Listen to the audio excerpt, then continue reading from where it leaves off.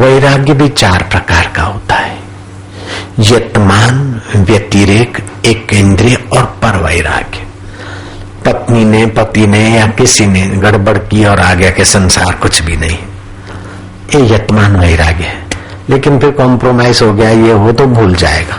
शमशान में गया, अरे कुछ भी नहीं है संसार, आखिर ये यार, अरे पारू कौन है सुख दुनिया में,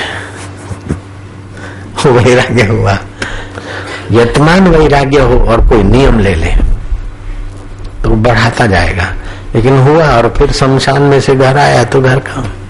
यतमान वैराग्य को कोई नियम लेके इतना रोज करूंगा, शमशान से वैराग्य हुआ तो हर हफ्ते, महीने, 15 दिन में आऊंगा और मन को समझाऊंगा और इतना इतना छोड़ूंगा, इतना इतना जप ध्यान करूंगा, तो उस वैराग्य को, पौधे को सींचने का अवसर मिल जाता है। फिर दूसरा नंबर का वैराग्य होता है व्यतिरेक।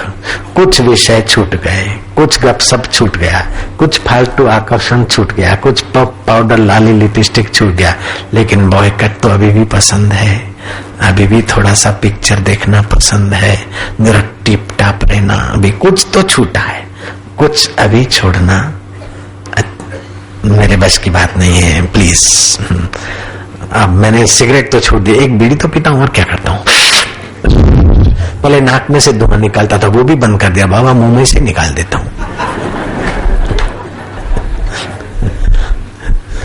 यतमान से व्यतिरेक, कुछ तो व्यतिरेक हुआ, फिर वो व्यतिरेक को अगर कुछ नियम और देकर और जप तप या नामदान का नियम देके बढ़ाते तो एक इंद्रिय वैराग्य होता है। बाहर की वस्तुओं का आकर्षण तो नहीं रहता, लेकिन भीतर रहता है कि ऐसा नहीं करेंगे तो लोग क्या कहेंगे। बस ये लोग क्या कहेंगे, ये मुसीबत सिर पे सबके लादी रहती। क्या करे, इज्जत का सवाल है, क्रेडिट का सवाल है। अब इज्जत और क्रेडिट में ऐसे नाश हो रहे कि असली क्रेडिट का पता ही नहीं। इज्जत का सवाल है, क्रेडिट का सवाल है। बुद्ध जब 7 साल फकीरी कमाकर लौटे तो उसके बाप ने कहा कि हमारे किसी खानदान में ऐसा राजकुमार नहीं हुआ जो भिक्षा मांगकर खाए, ये हमारे इज्जत का सवाल है। तुम मेरा बेटा होकर भिक्षुक बने हो, हाथ लंबा करना पड़ता है रोटी के टुकड़े के लिए, बहुत हो गया, हद हो गई, अब सुधर जाओ। बुद्ध ने कहा आपका रास्ता अलग है, मेरा रास्ता अलग है। तुम राजवी परंपरा के हो, मैंने गलती से तुम्हारे घर से पसार हो गया हूं, मैं भिक्षु परंपरा का हूं। तुम्हें भले संसार का हम चाहिए, वो तुम्हें मुबारक हो, हमें इसकी कोई जरूरत नहीं। मैं गलती से आपके घर से गुजरा, एक्सक्यूज मी, माफ कर देना। अब बताओ, बुद्ध बढ़ा कि उसका बाप बढ़ा? मेरा भाई भी बोलता था कि इतने साल चले गए, शादी के बाद भी मैं वो भाई हूं कि तुम 7 साल चले गए, अभी आए हो, तो मैं बोलता हूं कि तुम्हें मेरे साथ रहना चाहिए, नहीं रहते तो मैं तुमको हिस्सा दे सकता हूं, आधा आधा जो होता है, भले तुम नहीं रहे फिर भी आप संयुक्त फैमिली। अब सुधर जाओ। मैं क्या भाई, सुधरना अपने बस की बात नहीं, जैसा तुम सुधरना बोलते वो हम नहीं सुधर सकते। फिर हम मोटेरा में बनाया छोटा मोटा कुटिया, तो मेरी माँ को समझा बुझा के आओ। मेरी माँ बोलती तुम तो बोलते हो माता की आज्ञा मानना चाहिए और तुम मेरी सेवा भी करते हो, अब मैं तुमको आज्ञा करती हूँ कि ईंटे बींटे वापस कर दो और भाई के साथ रहो। मैं क्या, ये माँ की आज्ञा नहीं है, मोह की आज्ञा है, ये हम नहीं मानते। अगर उनकी वो आज्ञा मान के बैठे होते तो अभी शक्कर की दुकान होती 2-4 और क्या होता, अब 2, 5, 10 बच्चों की लंगर लाइन होती और क्या होता,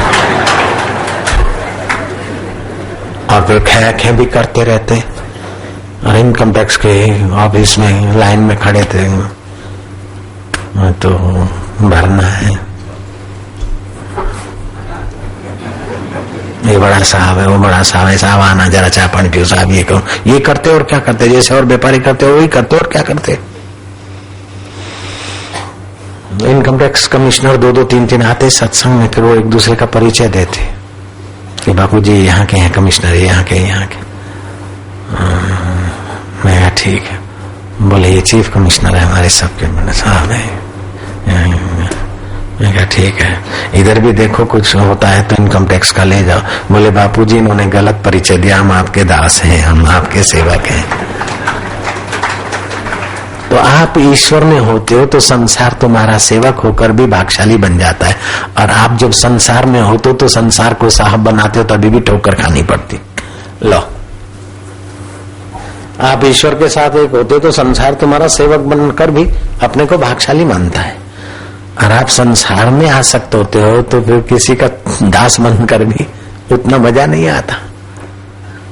कई लोग साहबों के तो दास बने बैठे, सेठों के साहबों के दास बने बैठे। कबीरा जोगी जगत गुरु तजे जगत की आस, जो जग की आशा करे तो जग गुरु और वो दास। ईश्वर प्राप्ति की इच्छा और इस विषय विचारों की इच्छा को हटाते जाओ। फिर भी तुम्हारी इच्छा है जरा देखने का मजा लूं, जरा ये नाक के 2 होलों को मजा दिलाऊं, जरा कान के 2 सुराखों को मजा दिलाऊं, जरा जीभ को जरा स्वाद चखाऊं, मजा दिलाऊं। अगर ऐसी लंपटुता है मन में तो योग कहता है नेवर माइंड, फिक्र ना करो। तुम अगर स्वाद का तुम्हें चस्का लेना हो तो तालू में जीभ लगाकर ध्यान करो, दिव्य रस आएगा। दुनिया के कोई रसीले पदार्थ उनके आगे कुछ नहीं। अगर तुमको पिक्चर और सुंदर चेहरे या सुंदर फूल या फुलवाड़ियां देखने की लालच है तो ध्यान करो, रूप प्रत्याहार सिद्ध होगा तो दिव्य लोकों के दृश्य दिखेंगे। अगर सुगंध की इच्छा है तो धारणा की अवस्था वो नासिका की तरफ ले आओ, दिव्य सुगंध आएगी। चंदीराम अपने आश्रम में रहता है, कुछ वर्ष पहले आबू में था और वो बोलता बापूजी इधर चंदन की बहुत सुगंध आती, मैं हंसा। वो ढूंढता हूं तो चंदन का पेड़ नहीं मिलता। मैं क्या, वो तुमने साधना किया और धारणा की प्रत्याहार इंद्रिय की अवस्था, इसलिए सुगंध आती है। तो एक एक इंद्रिय का दिव्य सृष्टि के भी सुगंध आदि भोग है, उसका चस्का लो। लेकिन वो चस्का भी अंत में देखोगे विवेक से तो कुछ भी नहीं। जो इंद्रियां जला देनी है उनके पीछे अपने को क्या खपाना कि शरीर तो मरण धर्मा है, ये तो मौत की डिपॉजिट है। डिपॉजिटर कभी भी डिपॉजिट ले जाए, ओपन डिपॉजिट बंद ही नहीं। सेविंग खाते की डिपॉजिट कभी भी उठा सकते। बैंकों में तो रविवार है, लेकिन मौत में रविवार भी नहीं मनाया जाता है, रविवार को भी आ जाती है। बैंकों में तो हड़ताल की इंप्रेशन पड़ती है, मौत में कोई हड़ताल का दिन भी काबू नहीं है। Flight number C398 platform number so and so, terminal number so and so से पिकअप होगा। Train number so and so, platform number